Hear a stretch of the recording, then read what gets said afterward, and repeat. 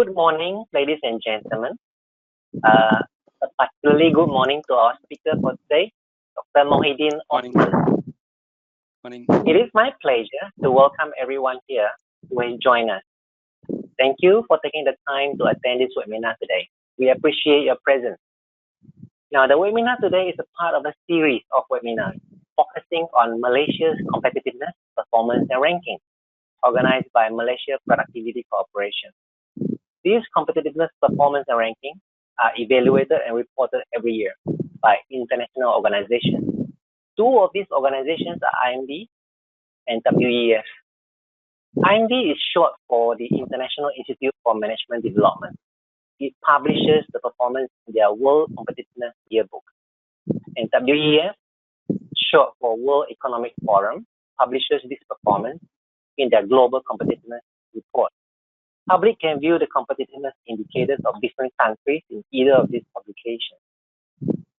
In the recent World Competitiveness Yearbook 2020, in short WCY 2020 by IMD, Malaysia's competitiveness ranking has dropped.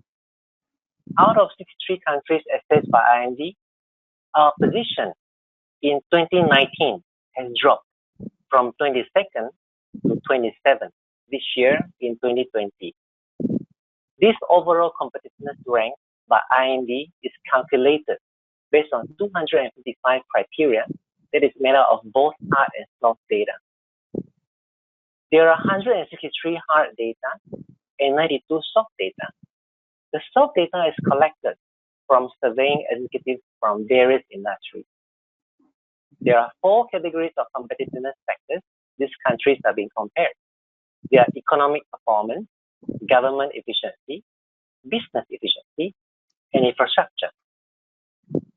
In our webinar today, our speaker, Dr. Mohhiddin, will be presenting on the indicator on pupil-teacher ratio for secondary education, which is a sub-factor in education, in turn within the infrastructure factor. Dr. Mohhiddin will share with us the highlights and drivers of our current IMD ranking of this indicator, as well as recommend in the initiatives that can help Malaysia to improve on our current ranking for this indicator in the future. Let me introduce Dr. Mohhiddin. Dr. Mohhiddin is a magister from several universities. He received his Bachelor of Science degree from the Southern New Hampshire University in Manchester, USA. He then obtained a master's degree in the field of science from the Florida International University in Miami, USA, before being conferred a Doctor of Philosophy from University of Strathclyde, Scotland in the UK. He was also a Fellow of Institute of Hospitality in the UK.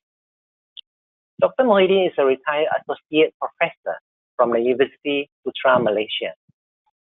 He was a Senior Lecturer in the University teaching Hospitality and Food Service courses. He also conducted training in this area. Besides teaching, he supervised master's students and doctoral candidates. He is well recognized and respected. He has received multiple accolades for excellent service awards during his tenure in the university. His research interests are focused in food management, halal management, organizational culture, service quality, service-scape failures and their associated recovery strategies, as well as hotel efficiency measurement. Dr. Mohhiddin is truly an accomplished master in the field of hospitality and food service management, both at home here and abroad. I'm certain many can attest his knowledge in this field. Dr. Mohhiddin has successfully published numerous articles and papers in academic journals, both cited and non-cited journals, conference proceedings, books, book chapters, monographs, and other publications, just to list a few. All in all, he has over 30 years of professional experience in food services and hospitality management. Dr. Mohhiddin is currently a management consultant with NH Strategic Resources Kuala Lumpur, Malaysia. With that, let us all listen to this topic today on pupil-teacher ratio for secondary education. I now hand over to Dr. Mohhiddin. Over to you, Dr. Mohhiddin. Thank you very much, Mr. Lauren, all the way from Kuching. Thank you. First of all, I would like to thank MPC for giving me opportunity to present today. And our topic today, as mentioned by Mr. Lauren, is improving Malaysia IMD competitiveness ranking for pupil-teacher ratio. Basically, look at the secondary education indicator. Okay, the objective basically three, to highlight Malaysia current ranking for pupil-teacher ratio for secondary education based on the WCY 2020 report, to analyze reason or drivers that have determined the current position. Third is to recommend initiatives that can help Malaysia to improve on its current ranking on this indicator and consequently in its overall competitive ranking. Okay, a little bit of background, in terms of education, Malaysia have made significant improvement in terms of increasing access, everybody access to formal schoolings, and in terms of giving quality education to whoever deserve, and then from time to time we have been improving the quality of education in terms of helping students develop higher order of thinking, or what is known as KEBAT, higher ranking capabilities. So basically, Ministry of Education in Malaysia have addressed this issue, and they launched recently a blueprint, which particularly spell out on this issue. So the blueprint address the importance of engaging students in type of learning experience that cultivate higher order thinking. So the focus now is more on the higher thinking, not just read and write.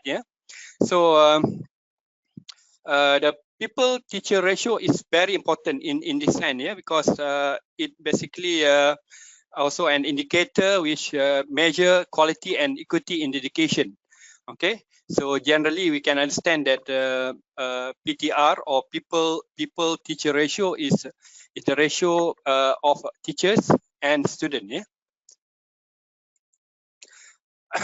In many developing countries, the free education eventually increased the PTR because of the increased access and subscription due to high enrollment rate. But in developed countries, free education reduced the PTR, because of the calculated efforts have been done to increase in carrying out this capacity in school in terms of recruitment more qualified teachers. Okay, so it makes sound that PTR ratio is something is simple, but it's actually not. It's not merely a task of increasing the number of teachers. So when we try to basically reduce the ratio to make it better, to reduce ratio actually make it better, there is a huge funding. There is a huge funding needed to basically get very good teachers.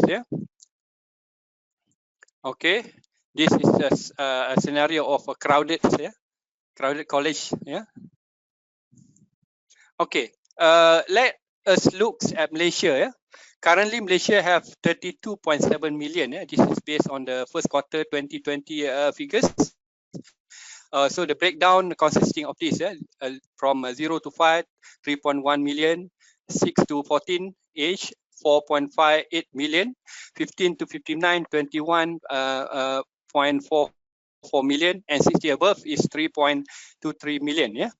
So in terms of school, to cater for the schooling age, because we already identify here the schooling age. Okay, it's around 4.5 and some from the 21.44 million. So we have over 7,700 primary and 2,400 secondary school in the country. Student enrollment is more than 2.72 million students for primary and more than 2 million for secondary school. So a total of 237 100,000 is primary school teachers, and over 182,000 teachers for secondary school. Yeah. Okay, but besides that, we also have over 6,000 private secondary school teachers, while other agencies have also teachers. Yeah.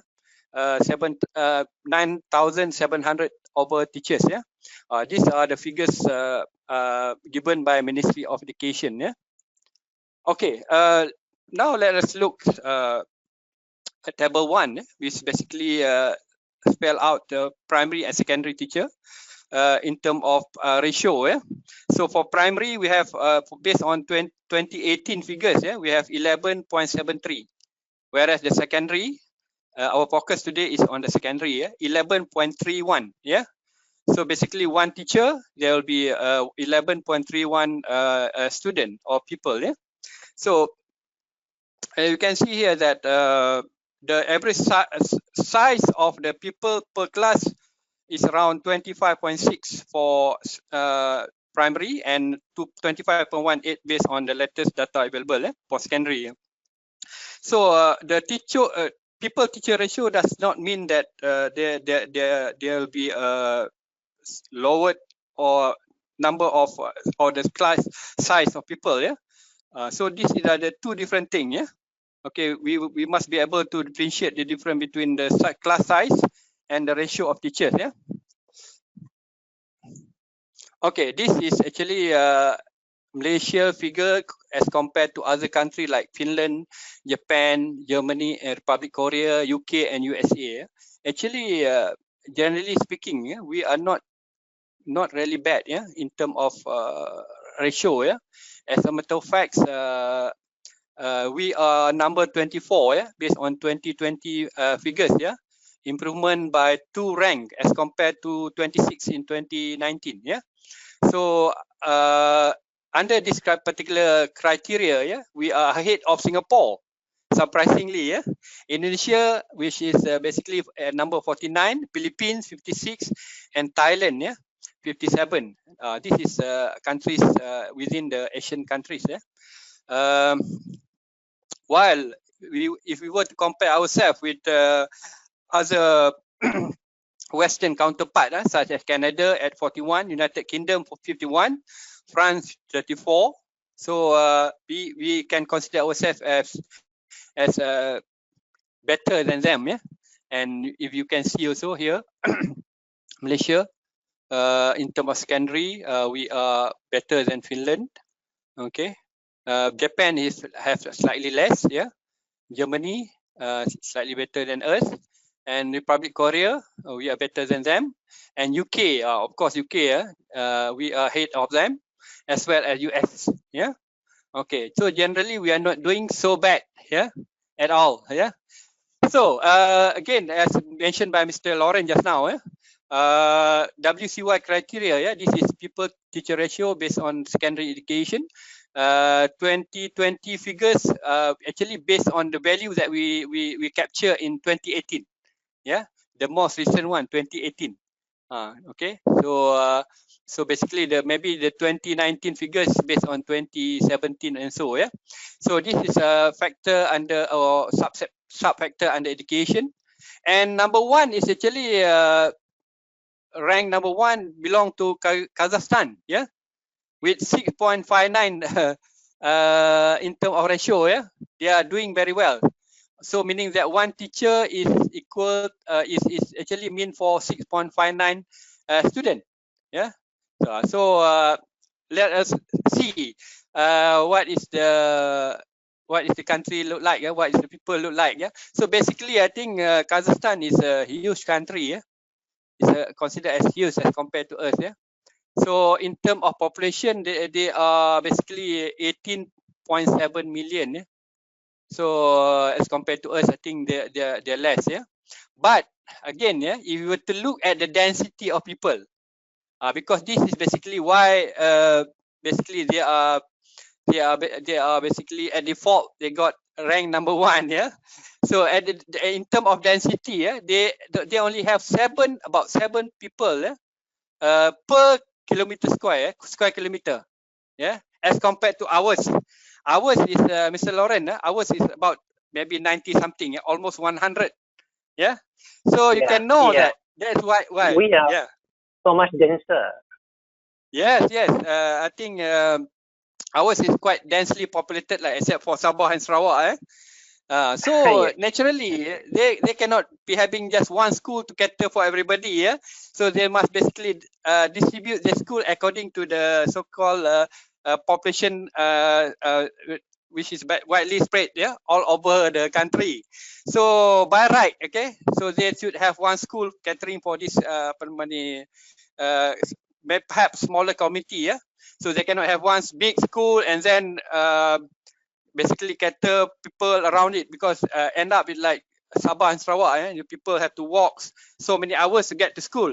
That's why we have so-called residential, even for primary Yes. school, in Sabah and Sarawak. I think Sarawak is Yes. more obvious, yeah. So you can Yes. see here that in Kazakhstan, naturally, due to the nature of the country, so population are basically widely spread over the country, which basically still underpopulated. So they have to build school and allocate teachers based on this population spread. So automatically they will have more teachers. Like in our country also, sometimes we have one school which basically only have one or two teachers catering. Catering for a smaller group of students. So in terms of ratio, basically they are good. Good. I don't say high. It's good. So this happening in especially for Tamil primary school. Some basically the Tamil primary school is belonging to some estate which basically already closed and so on. So I think basically is to benchmark Kazakhstan. Is almost for our country it's not really appropriate because of the nature of the country. But anyway, okay, they got this ranking. I think is by default because because of the nature of the country. Okay.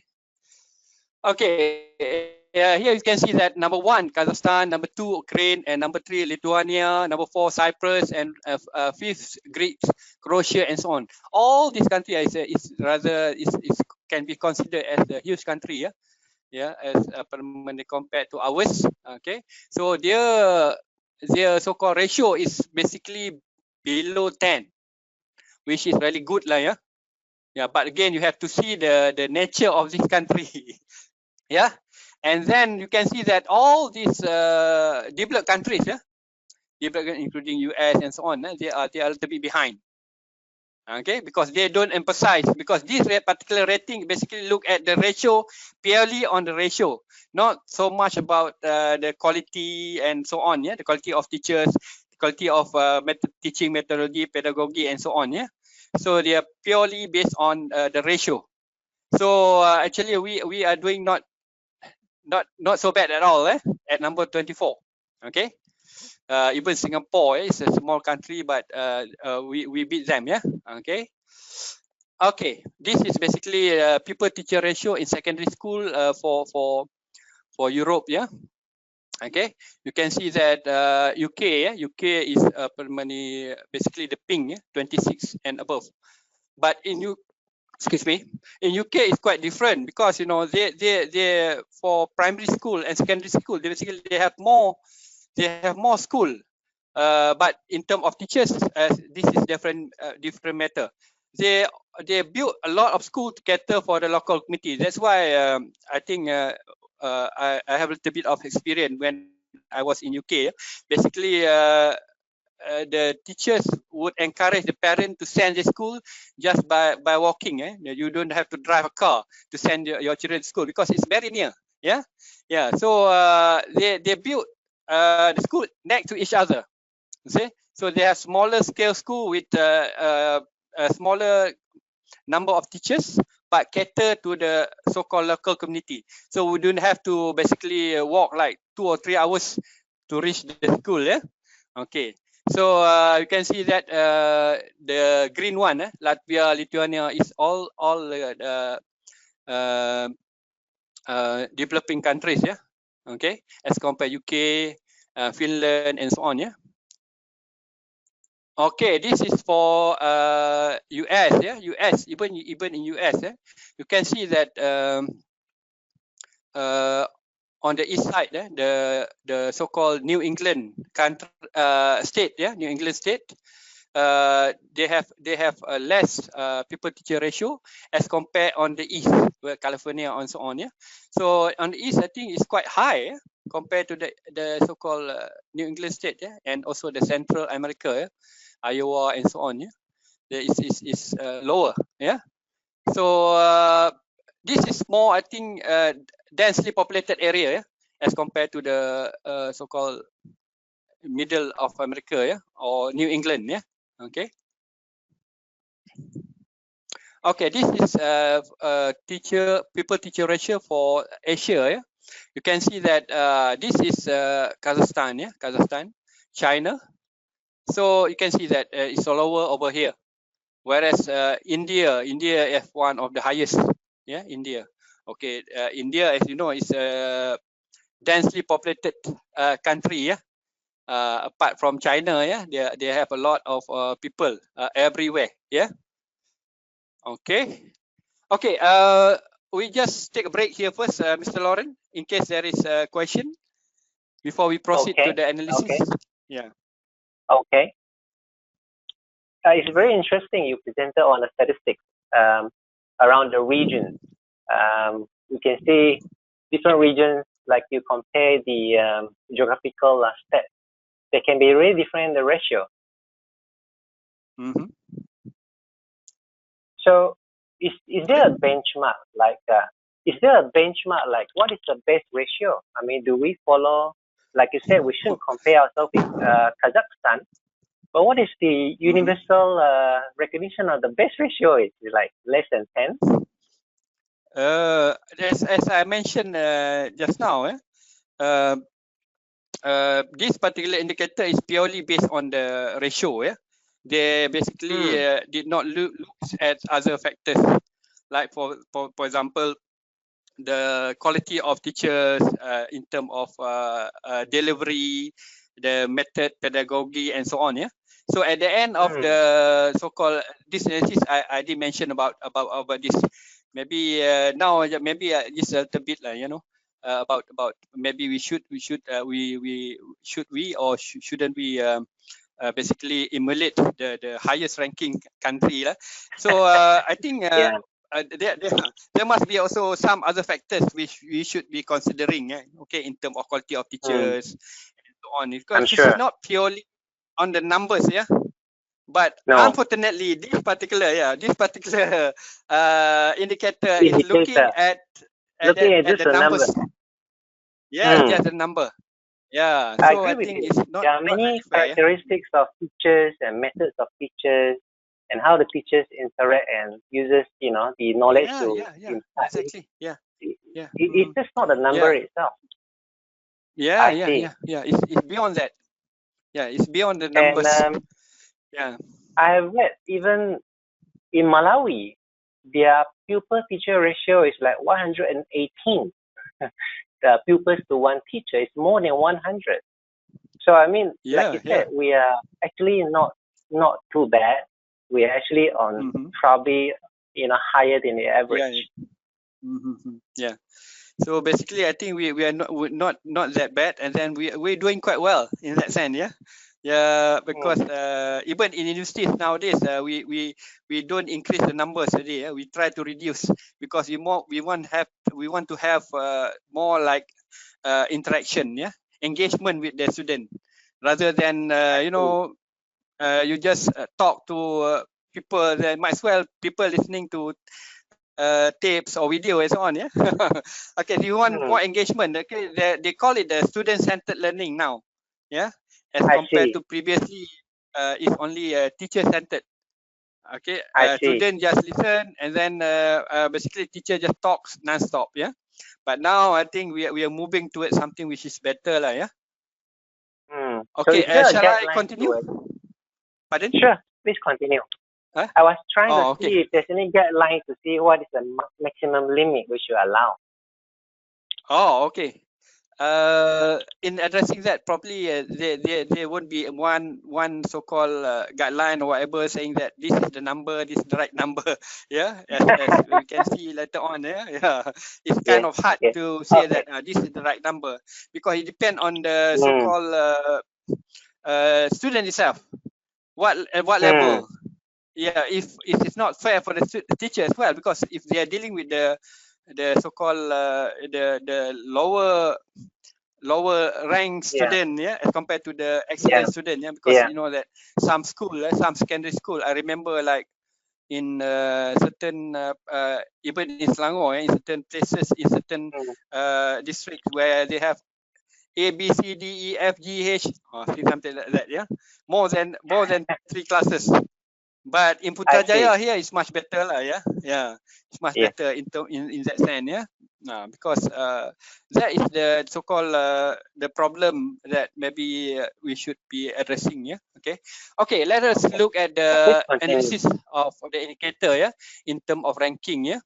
So we can see that, this one here, right here, the people-teacher for people-teacher ratio for secondary education from 2011 up to 2020. You can see that we started off 2011 33 ranking, and then moved to 31, 32, 27, slightly better. 2015 is slightly much better, and then we dropped one rank, 24th, yeah, 2016, and then suddenly you can see that on in 2017, 2018, we are ranked 7 and 1st. Okay, surprisingly, yeah. This is like perhaps maybe the reason for this is maybe they change the methodology, yeah, in terms of It looks like it. ranking and so on. Yeah. So suddenly there is improvement, a sudden improvement, something like quantum leap for Malaysia. Yeah, we are ranked number 7 and first. Yeah, and in 2019 we back to square one. We have we are ranked 26, followed by 2020 24th. Yeah. So I'm not sure what is happening here. Maybe I would say that it's due to change of formula or whatever definition that they have. Yeah, because later on we will be discussing on this as well. Yeah. Okay. Okay. So this is basically based on the hard data. Yeah. So hard data is basically data based on statistic. Yeah. Okay. So you can see that the definition here is a people-teacher ratio. Ratio is actually ratio of student to teaching staff permanently in term of secondary education, and we did some improvement, yeah, as compared to last year, 2019, 2 ranks, yeah.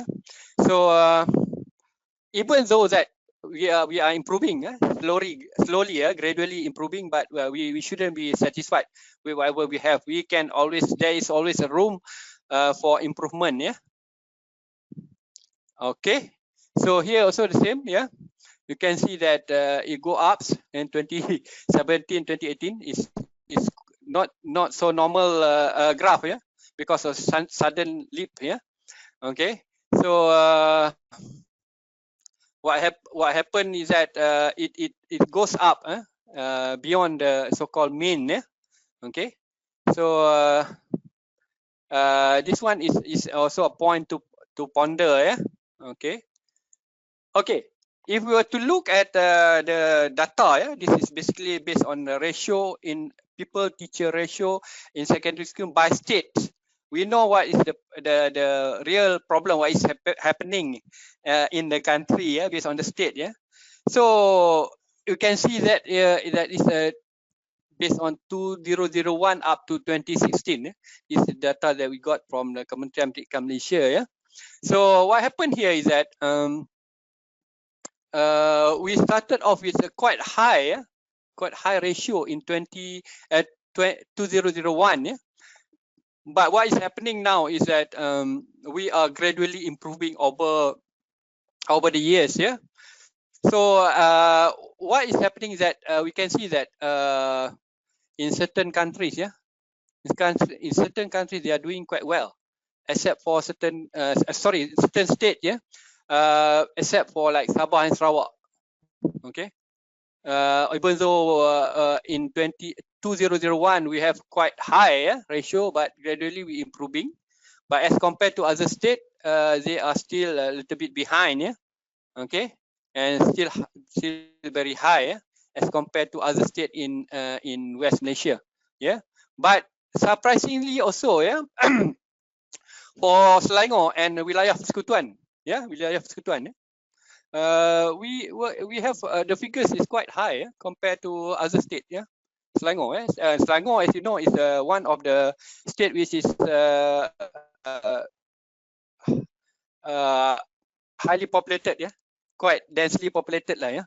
But the problem with Sabah and Sarawak, of course, because the spread out of the population, yeah, all over countries, and then you can see that school built in certain place, and students have to basically walk many hours to go to school, and sometimes they have to stay in school, even for the primary school, yeah. They even have hostel for primary school, yeah. Okay. So these are generally the scenario of the states in Malaysia, yeah. Okay, there's still a lot of room for improvement. Okay, so now is the data. Before we go to that, maybe perhaps you want to start with the question, yeah, Mr. Lauren?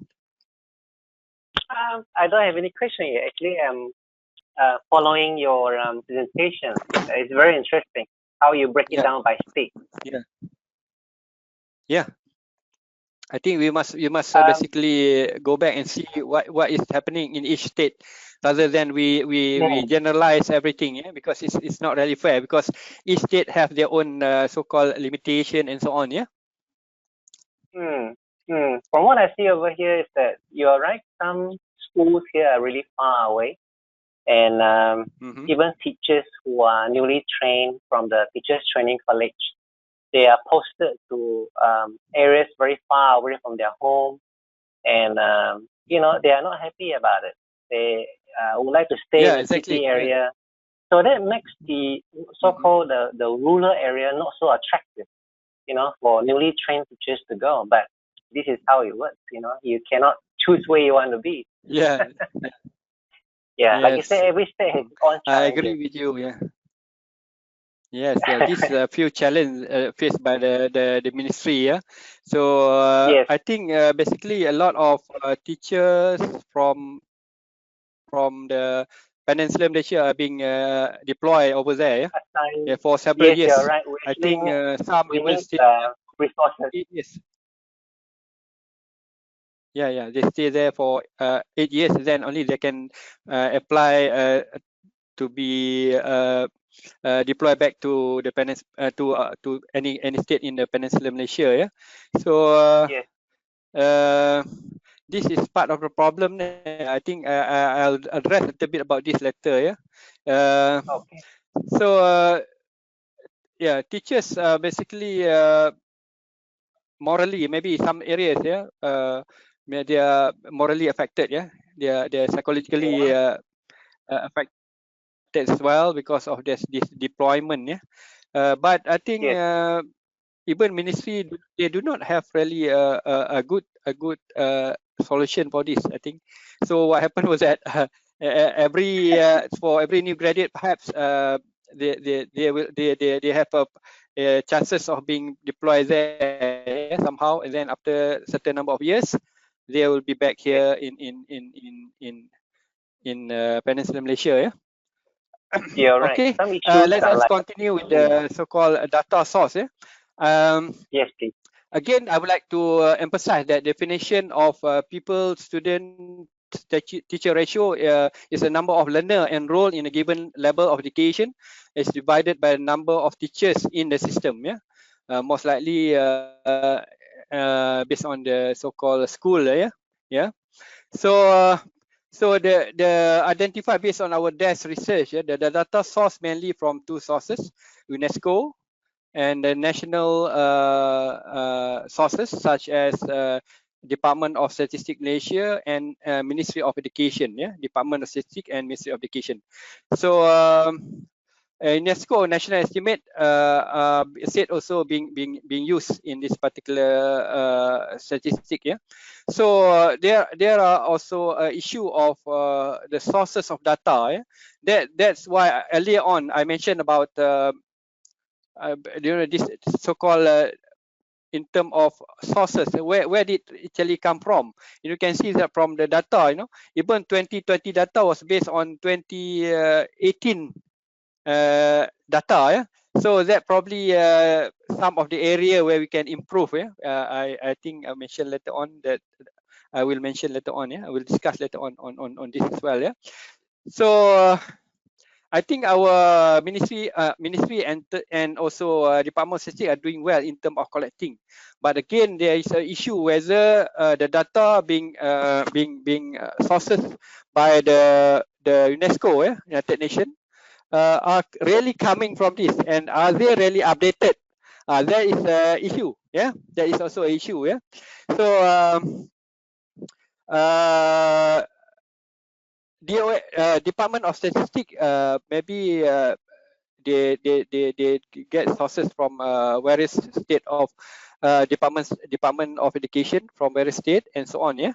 So here I basically identify the so-called ministry agencies which basically responsible in terms of data. Okay, of course you have Ministry of Education, you have various state Department of Education, and you have also now District Education Office known as PPD, and a school for primary and secondary, and basically Department of Statistics, which I think taken care of the data on the whole, not only data on the student teacher but also other data. And we also have some private institution. We have a lot of private school and other agencies which also running school, like private sectors as well. Okay, so the issue here is basically in terms of sourcing out the data. Where is it coming from? Is it really the real data that we are producing? The Ministry of Education is working very hard in terms of producing data, and whether it's channeled to the United Nations, whether it's updated or not, that is the question to ponder. Okay. Okay, UNESCO, I think WCY is said to be sourcing data from UNESCO. So there may be some transition problem, in terms of transferring the data from maybe MOE or Department of Statistics to United Nations. That's why I think our data is a little bit lapsed in terms of whether it's updated. That's why it indicate in the WCY report that 2020 data is based on 2018. In some countries, even worse, 3 years behind. Ours is only 2. So these are among the issues that I think should be addressed by all the stakeholders. So, but again, when we check with the ministry and in terms of data, national data seem to be systematically gathered and updated by ministry. They even have website and so on. But again, is another question whether this particular data is being captured by the respective so-called agencies such as United Nations and so on. So if if they don't capture this, perhaps there's a communication problem there. So we must do something to improve this. Okay. So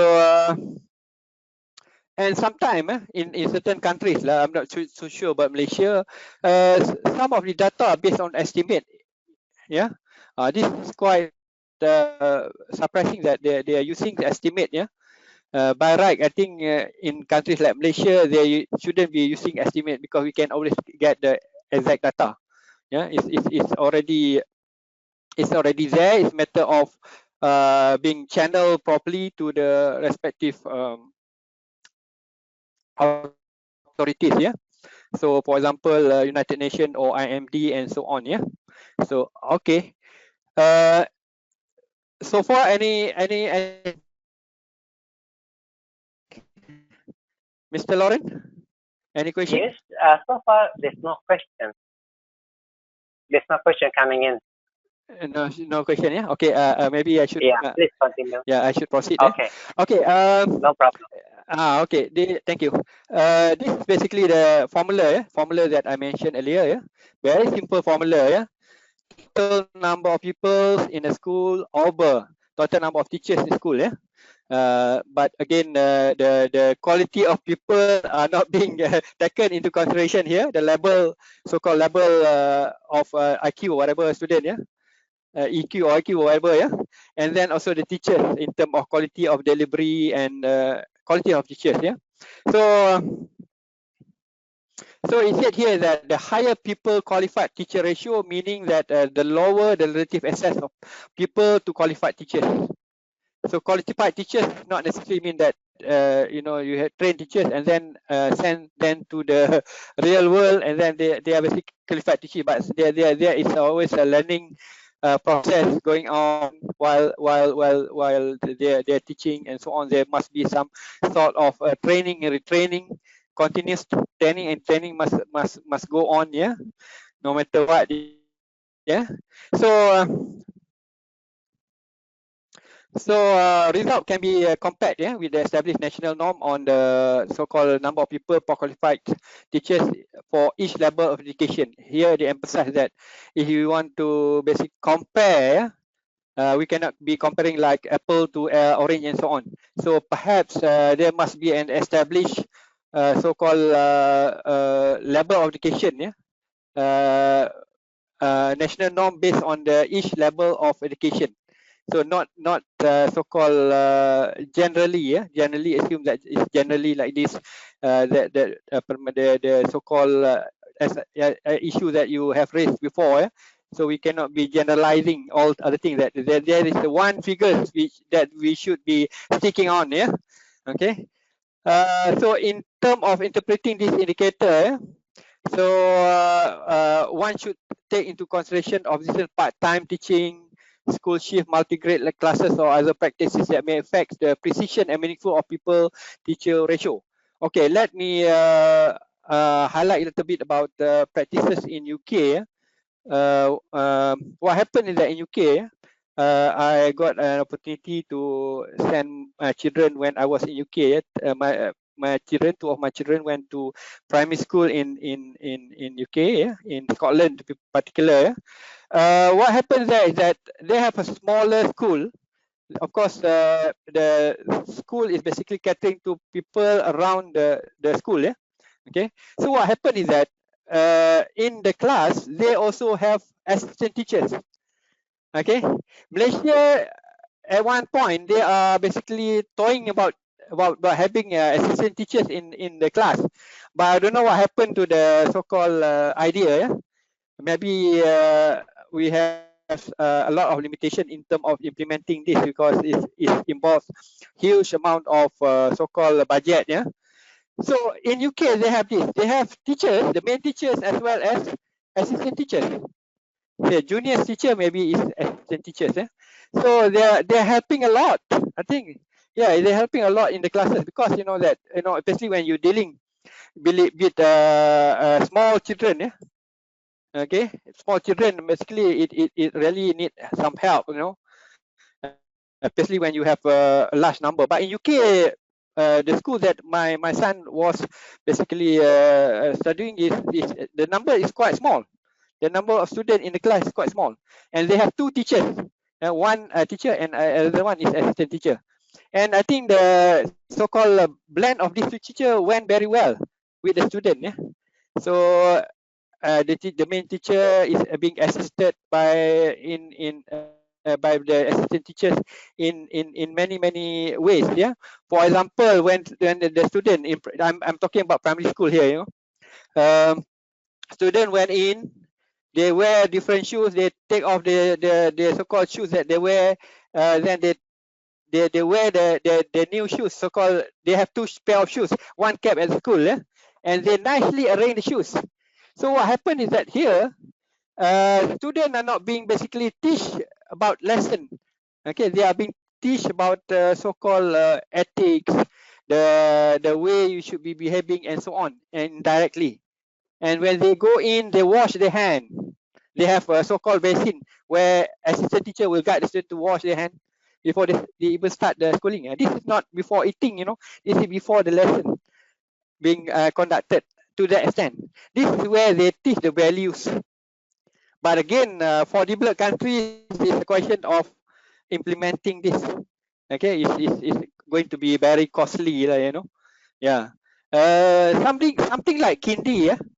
But it's not Kindi, it's a primary school, yeah? Standard 1 to standard, I think 5 or 6, yeah? Yeah. So in Kindi, here we only practice it in Kindi, yeah? Yeah, in kindergarten, but not in primary school. Of course, secondary school, we cannot do that. Okay, so these are the things that maybe we can basically based on some of the best practice, yeah? So as I mentioned before, in terms of data sourcing issue, there is two issues here, basically dealing with discrepancies in data reporting and also inconsistencies in terms of data sources. Discrepancies in data reporting is due to the method calculation, or sourcing of data from different source. That's why I think in 2017, 2018, we have data which is basically jumping, the content leap data, because of that, in terms of methodology, perhaps they change the methodology, So and then to certain extent, there some data are being basically estimated by UNESCO or OECD, okay, based on the national data. Okay, we are not sure about the data from Malaysia, whether they're doing this, because I think if they're doing estimate, maybe it's not really something very positive, because I think we have a lot of data available. We have the agency that is responsible for data and so on, and then suddenly we estimate our data, But maybe certain countries where it's very difficult to collect data, then maybe it's possible. But again, when you compare these two, I think it's like apple and orange. Okay.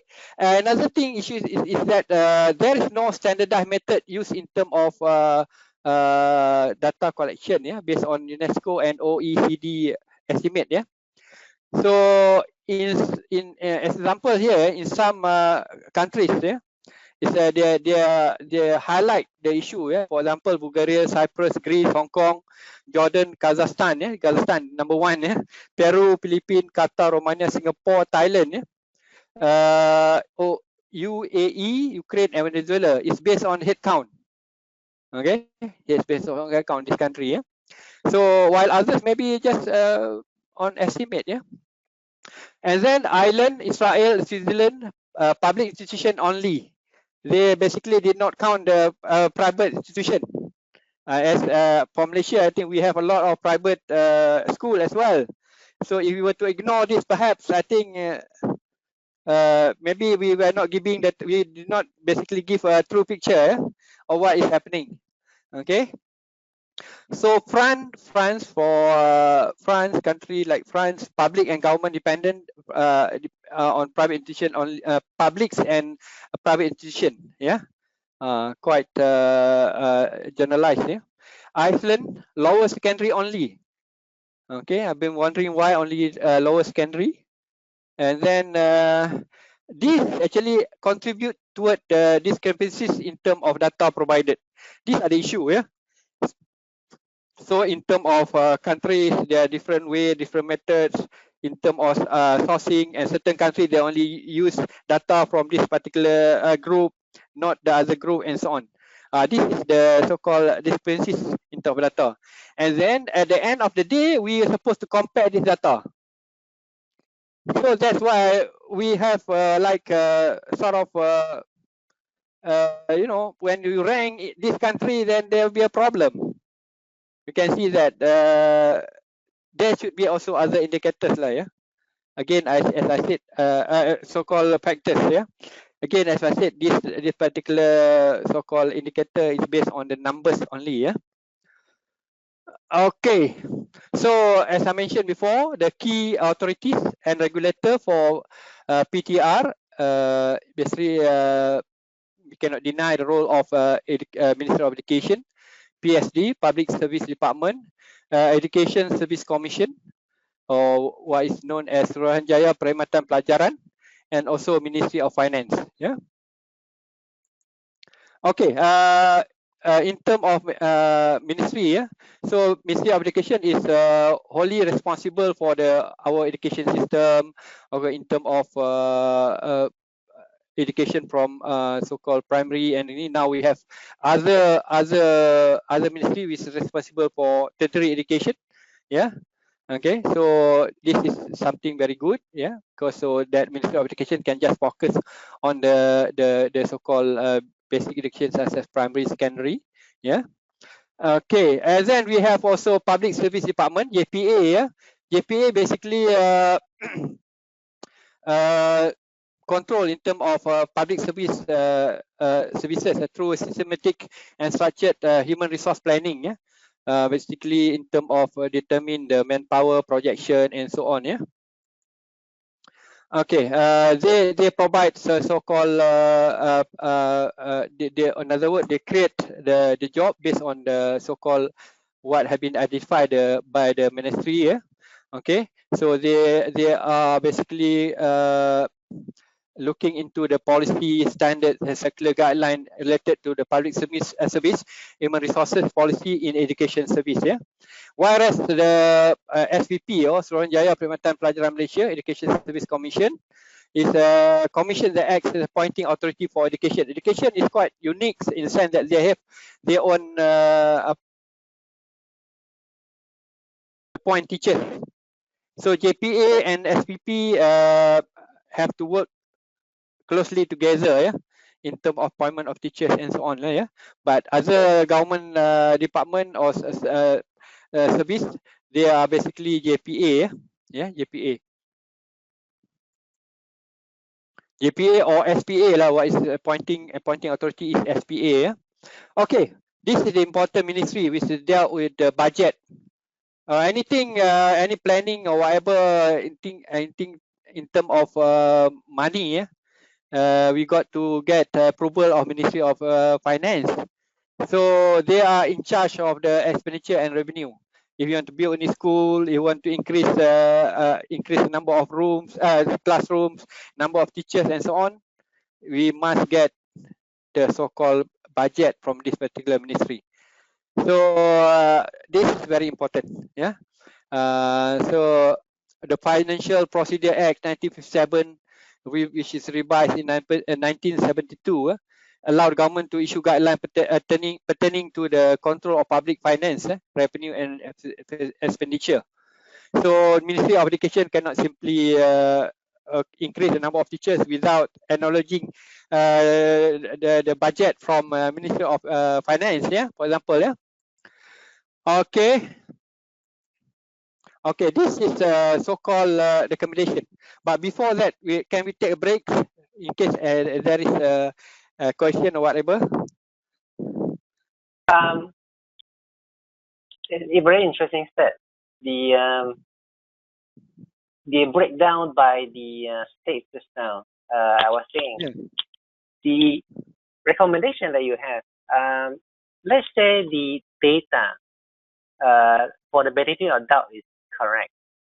Should we proceed to the direction of improving the ratio? Yes, should, right? Because I think, yeah. Thank you for this good question, yeah, Mr. Lauren. Yeah. I think we cannot be just wait or just accept whatever being given to us. Yeah, we must continually improve the situation. Yeah, we must do whatever in whatever capacity that we have to improve so-called rank. Yeah, that's why we have this exercise. Yeah, okay. One is because I think that is basically the so-called criteria that have been determined, okay, by the so-called WCY. I think we must accept. But again,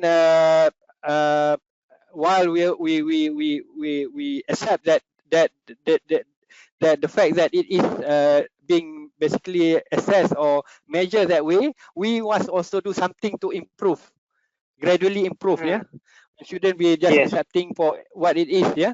So basically, in our recommendation here, I think I have addressed a few way of basically what we can do to basically improve that.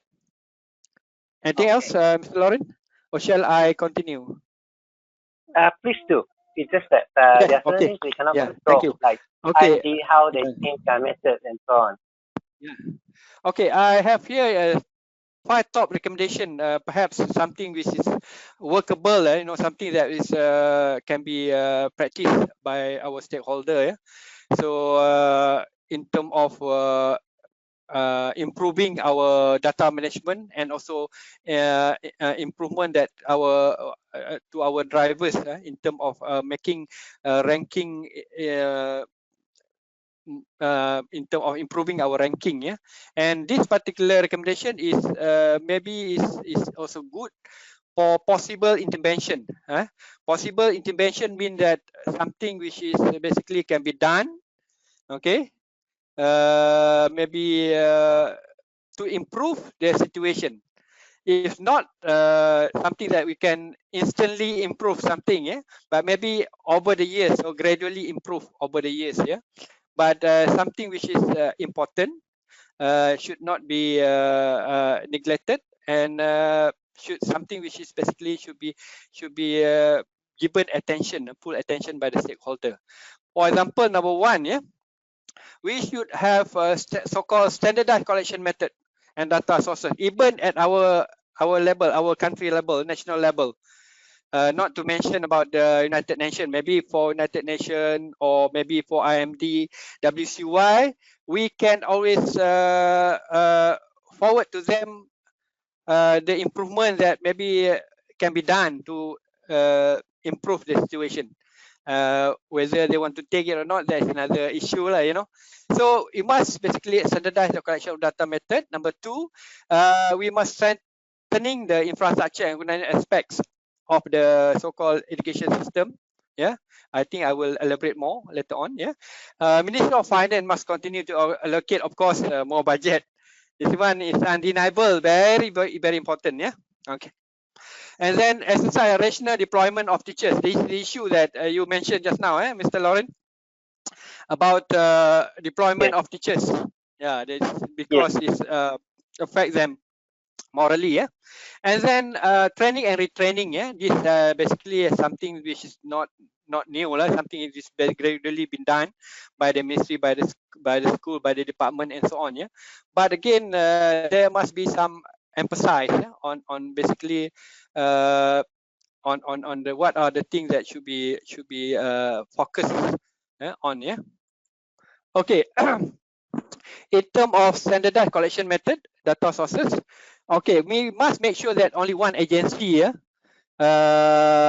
appointed to look after the data. They already have this, actually. They have MOE, a unit, a section of the MOE, basically gather all the data and so on, yeah, within the ministry. But again, this particular unit must be recognized, the important role of this particular unit, and they can act as a secretariat of data for IMD. So they will be constantly contributing or channel the data to the to IMD and United Nations. By doing so, basically they don't get something which is, I think, left over many years. This can be done so-called instantly, you know. Now we can all do that with the so-called system or whatever program and so on. Yeah, so this will enable the release of the data, the updated version of data to IMD constantly, yearly, every year. No, so they don't have so many years lapse. Yeah. Okay, this shouldn't be a problem if data are being coordinated centrally and directly channeled to IMD. This is something which can be done based on the coordination between this agency. Yeah, I think it's not really difficult, you know. Okay, maybe NPC itself can also initiate this, because this responsibility of the ranking is being taken by MPC, but maybe to certain extent MPC can always initiate this. Yeah, So for this purpose, I would like to suggest that there must be a system developed for data collection. Something which basically the school may submit the data directly to the system, and then this will basically minus the human error which cause the data being direct to the ministry, which normally lost in transition due to human error and so on. Yeah, and this will be able to submit data. The school will be able to submit data faster, at a faster speed without compromising the accuracy. Yeah? Something similar to e-census. You know, this year that we have census. Yeah? Nationwide census is basically based on e-census, where each household, the head of household will basically fill up the so-called e-census. But of course, this one is not really widely used yet, because some of the area in remote area where maybe they don't have access to computer and so on. That one basically we have to use the manual. We have to use the so-called manual system. No such thing as electronic system. Yeah. So for school, basically we can do this. I think we can do this. Yeah. E-census. Okay. Basically the school can submit directly to ministry. While ministry also do the same thing when they're submitting the so-called data to United Nations or WCY. Okay. Next is also strengthening the infrastructure organization aspects of school, because this is very important and critical in terms of make available so-called not only the classroom but also in terms of class schedule, for literacy instruction, emphasize on professional development of teachers, as I said here just now, in terms of pedagogical aspects, to establish team teaching. Team teaching very important. Otherwise, for example, if you were to put one teacher responsible for one class, teaching from in the morning until afternoon, and then for 5 days ahead straight, then probably it's not a good idea, because students also need some teachers who are in terms of who are diversified, yeah, in terms of approach and so on. If it happens that one teacher is good, then only certain classes will benefit and so on. Yeah? This is very important. So apart from having a nice classroom and so on, yeah. So teachers must be constantly be given training and retraining, yeah, in terms of teaching, yeah, in terms of collaboration between teachers to decrease the PTR, yeah. Okay. Basically, team teaching can be done. Okay, I think team teaching I think is widely practiced in so-called tertiary education in universities, yeah. So basically, sometimes one course is being taught by 2 or maybe more lecturers. Yeah. Okay. So for school, basically they can also look into this. Yeah. In terms of more than one teacher can be involved in teaching the same group of students. Yeah. Besides, MOE must also strengthen the curriculum, yeah, in terms of improve the school infrastructure and organization. Yeah. I think in terms of classes, because smaller size classroom size, I think also attribute to the conducive environment of the class itself, whether the class is conducive or not. Because student-centered learning situation, there must be a different environment. Even the sitting arrangement must be different. Yeah. Unlike the so-called traditional seating, yeah, okay, theater type, yeah, which is I think the outdated already now. Yeah? Even in universities, we are improving on this. Yeah, okay.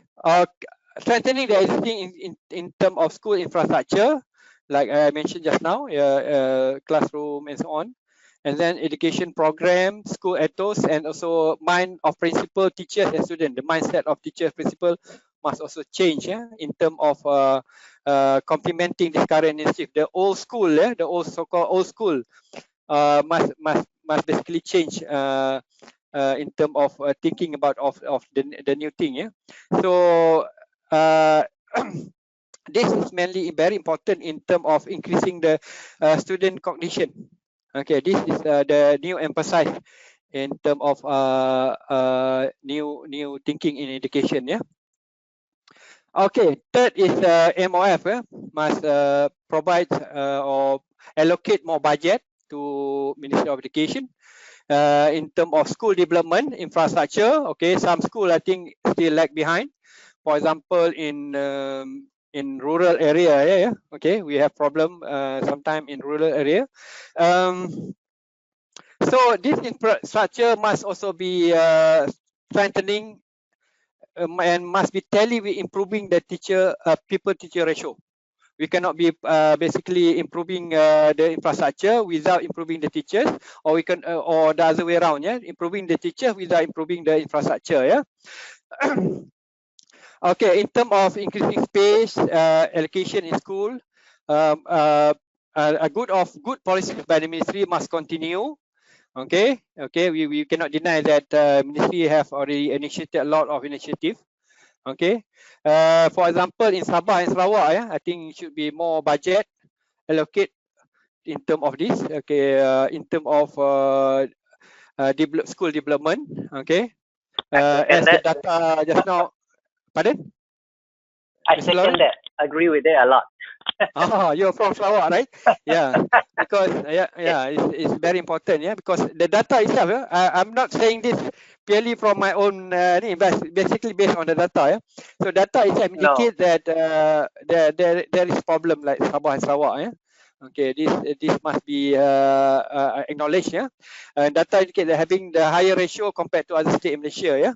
Okay. Okay, number 4 is this one is to address your earlier so-called question. Yeah, exercise rational deployment of teachers. Exercise rational deployment of teachers by ensuring that the specified pupil-teacher ratio is maintained for each school, rather than just filling up the spaces. This is very important. This is kind of hard to take. If you were to raise this issue, I think there is a lot of concern here, because it affects the teachers morally as well. Yeah. Okay. For example, this deployment also affect the so-called urban versus rural imbalance. There is a urban-rural imbalance. Not a lot of teachers wanted to go to, of course, to the rural area. Okay, of course, everybody want to, even though you are from rural, originally from rural, you don't want to go back there. But initially, there must be some sacrifice, of course. Okay, of course, there must be a deployment. Okay, after a certain number of years, you can come back and so on. There must be some kind of this kind of arrangement. Of course, I think to be fair, But again, it's undeniable that some teachers like to be in rural, no matter what, But again, excuse me.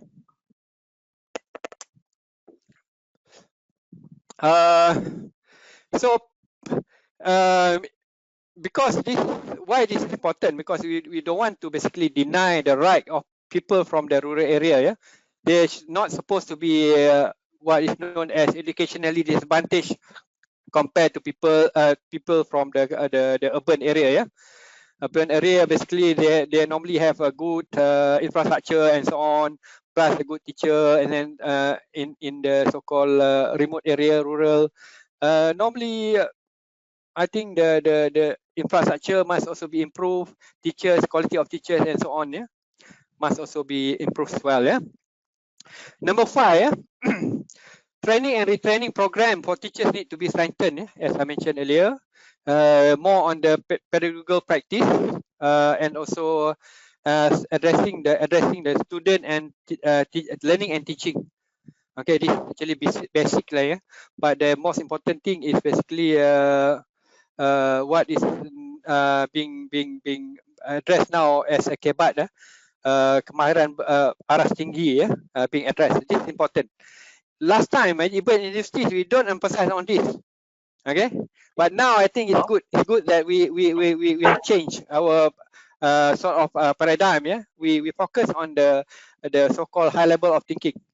Okay, it's no point of you know, just emphasizing of certain thing like as long as the student know how to read and write, that's good enough. No, okay, that is not the end of the world, yeah. But basically we must also focus on the way the student should be doing the thinking, yeah.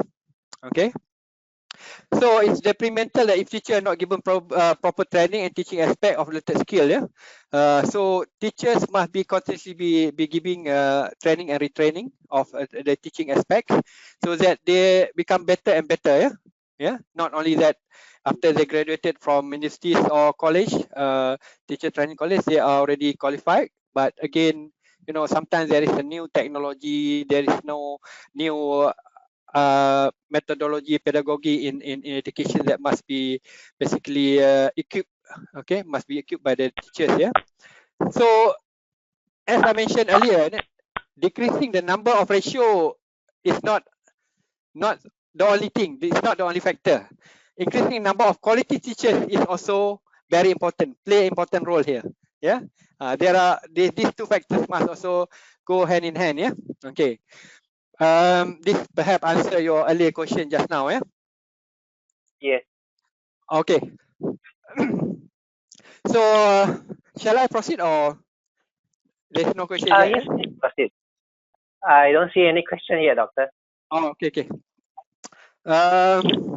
Other crucial recommendation, yeah, in terms of improvement of data collection sources, as I said just now, the standardized definition must be there, so that it will fit in everybody, all countries or all economies. In terms of ranking, they call it, they refer it as economy, yeah, or countries, yeah. So the standardized so-called definition must basically fit everybody. Okay, standardized to everybody, so that they won't be like comparing apple to orange and so on, yeah. Okay, it must be clear, and whether it should include private or whether it should only go recognize the public school and so on, yeah, and other agencies teachers as well, yeah. Okay, there are also other agencies teachers, basically not only school, yeah. Okay, a system must be developed, as I mentioned just now, so basically cater for this. Okay, a system for basically used by the country, all countries, all economies, yeah. Okay, so that they can channel the so-called data, yeah, properly to whoever deserve, yeah. So thus minimizing the so-called differences or loss in transition and so on, yeah.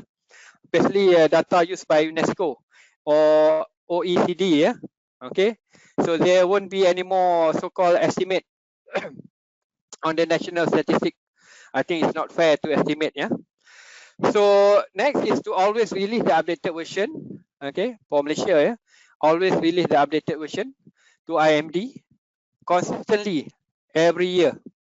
Okay, there won't be like 2 or 3 years left, yeah. Okay, if we have coordinated initiative, then there won't be any problem, yeah. And then to develop a data collection system, this one I mentioned also earlier, yeah. So when we have a data collection system, this one we can minimize the human error or loss in transition, yeah. So perhaps this one at the WCY level, yeah. Maybe MPC can propose this to WCY, yeah. We have something so that all countries, all economy can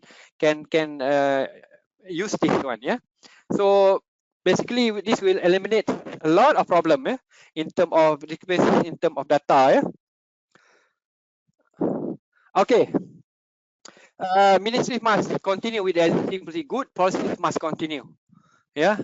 I think in terms of emphasizing focusing on Sabah and Sarawak, okay, budget allocation, yeah. And then public service department continue to enhance the policies related to education, because the large number of public servant is actually coming from teachers, apart from military and armed forces, as well as police, yeah. Teachers, there is huge number of teachers. So teachers play an important role in our country, yeah, in terms of becoming agent toward development, nation building, and so on. Yeah, so that one must be recognized. Yeah. Okay, so JPA must always work on this. Okay, they are doing a good job in terms of this hand. Okay, in terms of location, in terms of warrant appointment for teachers and so on. Yeah. So ministry must encourage policy of empowering teachers. Yeah, ministry of education. I think they to a certain extent they already empower. Yeah, so teachers to be creative and able to carry out future responsibilities. Now you can see that during this PKP time, yeah, COVID time, a lot of teachers come up with this online learning. Yeah, you can see if you were to go to YouTube, you can see a lot of things that have been done by teachers. Yeah, very interestingly. Yeah, yeah, their so-called creative idea is unlimited. Okay, so this must be basically continue. We must encourage this. So-called ministry must continue to encourage this to happen. And then I think morally, I think teachers will, in terms of moral, they become better. Yeah. Okay. So in terms of supporting not only morally but also in terms of supporting in terms of giving them infrastructure. Okay, infrastructure, maybe in terms of technical expertise as well, in terms of IT support and so on. Yeah. Okay. Next is our TN50. Yeah. Transformasi National. Okay. If you were to see that Transformasi National, there is no such thing as initiative which basically look at teachers, but the focus on education is there. Yeah. Focus on education as a long-term investment is there. Yeah. So I think we must translate this into an important role of teachers in public sectors. Okay. There is no specific issue which basically address the teachers and the people, but basically what we can do is we must recognize the important role of teachers. By doing so, basically we must channel all the resources toward this. Yeah. And next is Ministry of Finance must continue to allocate budget in terms of development school infrastructure to be tally with improving the people ratio. Okay. Reducing PTR is not the only solution, but also must be complemented by increasing space education as well in school. Yeah. For example, I need to mention about in certain institutes they are developing so-called future classroom. Yeah, future classroom for universities. There won't be any more traditional classroom. Yeah, but of course this one need of course a lot of budget. Yeah, maybe in future we can do this in school as well. Yeah. It's not possible. It's not impossible that we can carry on this initiative to school as well. Yeah, extend this to school. Yeah. Okay. Education Acts basically aim to further consider the national education level. This one is already a provision. Basically, look at the importance of education. This one cannot be denied. The important role of education. In many countries in Europe, for example, emphasize are given to education. No matter what, education is still free. No matter what, health care is still free. Yeah, this one is very important. We shouldn't be burdening the so-called the rakyat lah. Yeah. Okay. So many existing government policies have been developed in relation to education. This one also must be basically recognized and acknowledged. Yeah. And in some cases, the pace of change has not been compatible. Yeah. We have a lot of policies, and yet in terms of implementing or executing it, I think we are lacking there. This one, I think, very important for those authorities in concern to basically take note of this. Yeah. We have a lot of policies. I think in term of coming up with the policies, we basically use a lot of brain. We spend a lot of time, we spend a lot of money coming up with the policies and guidelines, and yet we do not emphasize on the so-called enforcing or basically implementing it. That is very important. Yeah. Okay, good practice. Basically, what happened in Ireland, yeah. So what happened is that they already recognize the importance of the class size. Yeah? This is just example. Yeah? Class size and pupil-teacher ratio. So in 1967, they already recognized this. In the 80s, they already realized this, and then toward the end, they managed to reduce, okay, the class size as well as the pupil-teacher ratio. So they have this kind of initiative. I think maybe Malaysia can emulate this as well. Yeah, it's a good practice.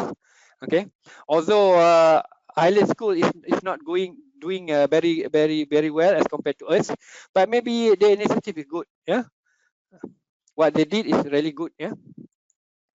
Okay, conclusion. Before we go to conclusion, perhaps anything, Mr. Lauren? Yeah, I probably have a question for you. I like the way you analyze it. You even talk about the morale of teachers, the values that they should have, the mindset change that they should have. What is your opinion on the teachers retiring, the rate of people leaving the education because of retirement age, and the rate of recruiting new teachers? After all, I think teachers, I'm not sure, the view of many. Do many view this as a career of choice? Like, do people want to become teachers, when they go out of school?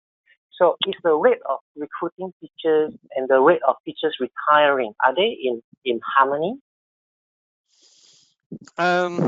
Okay. Thank you for your another good question. Yeah. Basically, I think I'm not so sure the exact figures, but basically, I think the ministry basically already have addressed this. Yeah, they have a lot of teachers retiring. I think they have huge number of retiring. Of course, they have a bigger number of teachers every year retiring and then being replaced by the new teachers. Yeah? And I think our country basically have a lot of colleges, teacher training colleges. It's basically now producing degree level, not only diploma. No more certificate, they have a diploma as well as degree. And we have also many universities which producing teachers. A few universities basically have this education program. Yeah. So what happening is that I think now the government policies, JPA, have increased the retirement age. I think a lot of teachers are retiring at the age of 60, no more like 55 and so on. But maybe to certain people, maybe they need to retire early because of the health problem and so on. That is the different issue. But again, I think the number of teachers being replaced. But again, if they were to decrease the number of people teacher ratio, perhaps of course they have to hire more teachers. Yeah, I think in terms of producing teacher, we are not behind in terms of that. Okay, I think so. we are very good in terms of producing or churning out teachers. Okay, it's a matter of appointment. That's why I think JPA, I think, and as well as the SPP must look into this matter. Yeah, but again, I think there is no so-called critical problem in the sense, because if we say that a lot of people retired and not being replaced, then surely there will be a lot of problem in certain school. Yeah, but now this is not so obvious. Of course, based on our current ratio, I think we are doing well in that sense. Yeah, we do not have a so-called serious problem in that sense. Yeah, I don't think so too, because from what I know, the retired teachers, they move to private schools, international schools. So I'm not sure, like you said, maybe the data collection part is not unified yet. So the retired teachers, when they go to private institutions, by right, the ratio should be improved, because when we have more people, more teachers coming in, the retired teachers are still there, even though they pass their retirement age. They continue to contribute. Not all, yeah. Maybe a few numbers, maybe smaller numbers, because they are probably not so significant. Yeah, yes. There are not many so-called private school. Yeah, in perhaps rural area, there's no private school at all. in our Only in urban area. flat or city area, perhaps there's a lot of international Yes. school. Yes. And maybe You're right. teachers from certain specialization, for example, English teacher and so on. I think that these are people who are highly demanded, and most of the people see. they don't like to go to private. They are on their own also. Yeah, maybe they conduct private tuition or perhaps running their own private center and so on. Yeah, it's more lucrative. It's a market. Yeah, lucrative. You're right. Then basically they go for full-time teaching. Yeah, I think the Yes. numbers is I think very small, but maybe Alright. yeah, like nurses also. Yeah, nurses are not basically are not encouraged to get early retirement. It's quite kind of difficult We for them are to get running short. early retirement unless they have very good reason. I think same Yes. goes to the teachers. I can see that a lot of my friends also they now retired at 60. No more maybe 55 or so on. Yeah. I Because see. I think they tend to value the so-called contribution, because I think Indeed. as you mentioned about the interest is more than anything else, the contribution and so on. Their contribution to nation building and so on. Yeah. Yeah. Good teachers who experience hard to get. Yes, exactly. Yeah. Okay, maybe we can proceed to conclusion. Yeah. Let's do that. Okay. Thank you. Yeah, thank you. With the country aspiration to become developed nation by 2020, now I think 2020 have already passed. 2050 now. Yeah, education definitely will be a very important criteria in terms of developing future generation of nation. Yeah. So nothing is more important than education, apart from of course health. Yeah. So pupil-teacher ratio is a significant measure of quality in education. It's kind of basically determine what is basically being determined in terms of quality in education, because the system where ratio is high learner may lack of personal attention from teachers, while less academic learner are likely to lag behind. This is just because of the pupil-teacher ratio. Okay, so what happens if we not tend to pay attention on the so-called PTR ratio? Yeah, so this can happen. For example, a group of people may be lacking in terms of attention, in terms of engagement during the session, class session, and also the less academic learner will be lag behind, very far. Okay, yeah. So-called ideal. Yeah, you mentioned about ideal just now. Yeah, so the ideal qualified teacher ratio may depend on variety of other complex factors. Yeah, Lauren. Yeah, Yes, complex you're factors. right. Yeah, such as the age, academic needs of people represented in the ratio. Whether, for example, younger children, especially those who with the special educational needs. Okay. And also more time, attention, and instructional support from teachers. These are the other factors. Level of so-called the so-called student achievement, okay, need also to be recognized. Yeah, when you were addressing this pupil-teacher PTR ratio is not the so-called numbers to be depending on. Yeah, there are other factors. Yeah. So the experience, skill, and effectiveness of teacher is also very important. Yeah, highly skilled teacher may be able to achieve better academic result with larger classes. Okay. There's no maybe smaller is better or something like that. Maybe some teachers they can manage a huge group as compared to some inexperienced teachers. Yeah. This one also depend on the situation. Yeah. So less skilled teacher, maybe a smaller class, a new teacher perhaps a smaller class, or a new teacher perhaps with some assistant teacher, a senior with the experienced assistant teachers. Yeah, like in UK. Yeah, but not in Malaysia. It's happening here. Yeah, not in many developed countries. They don't have this yet. Yeah. Okay, all measures mentioned above can help Malaysia in improving its current ranking for this indicator and consequently the overall competitive ranking. Okay, so again, I would like to basically say that there's no ideal, but Malaysia is doing very well. Just keep it up and then keep on improving. There's no such thing as being satisfied, okay, with whatever we have achieved. we can always improve on whatever we have done. Okay, we try to maintain the so-called good so-called practices, and then I think first important of all is that we should be proud of what we have done, yeah, especially to teachers and people from the ministry, yeah. So with that, thank you very much. Over to you, Thank you. Mr. Lauren. Thank you. Yes, I like it the way you said that we are actually not doing bad. We are also ahead of Singapore. But Yes, did you know yes. Singapore secondary school, the Singapore secondary education, there are two streams. One is a normal stream. One is the express stream. So Oh, really? the express stream will take 1 year lesser than a normal stream. You know, their secondary school education only takes 4 years, but a normal stream will take 5 years. So their teacher and pupil ratio depends on the stream, because like you said, you know, the progress of the classroom is detected by the slowest child. So they have to pay special attention. So I think this also skew the data. I see, you yes. really point out, yes, you really point out that our system here is different from you know, countries like Singapore or you know, those European countries that you point out. So actually we can benchmark, but we also have to keep up what we already have improved over the years. It's not easy for us to, you know, be the way we are today without progress. So thank you for the interesting sharing. I think I want to comment something on the express thing. Yeah, I think before this, yeah, I think we have initiated something like express classes.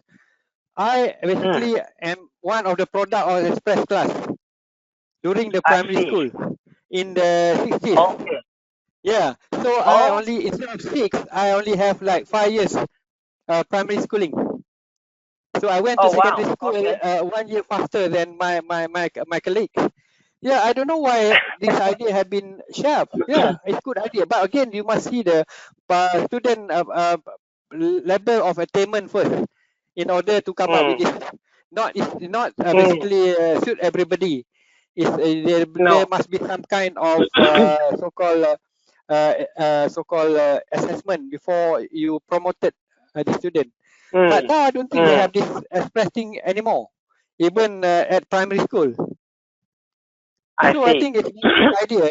Yeah, very good idea. It has a good side, because, like you said, it points to the teacher's morale. If the teacher has to slow down for the whole class because of some individual students who are slow, the morale of the teacher is affected too. So, which is the cause and effect. If you want a school teacher to educate them, there must be some, you know, moral development for the teacher as well. I mean, it goes hand in hand, like what you said. Yes. Exactly. Yeah. But very interesting. Yes. Thank you. Thank you, Dr. Mohhiddin. Thank you again for the sharing. It's very concise. It's very clear. I hope the audience today also have learned a lot, you know, from your sharing. And there are many more to come in this series of webinars. So we hope to probably see each other again in the audience in a future webinar. Sure. Yeah. So with that, let's conclude this webinar. Thank you again, Dr. Mohhiddin, and thank you to everybody who just joined us. Thank you very much, everybody. Okay. Yes, we'll see you again next time. Sure. All right. Okay. Thank you. Thank you. Bye-bye. Bye.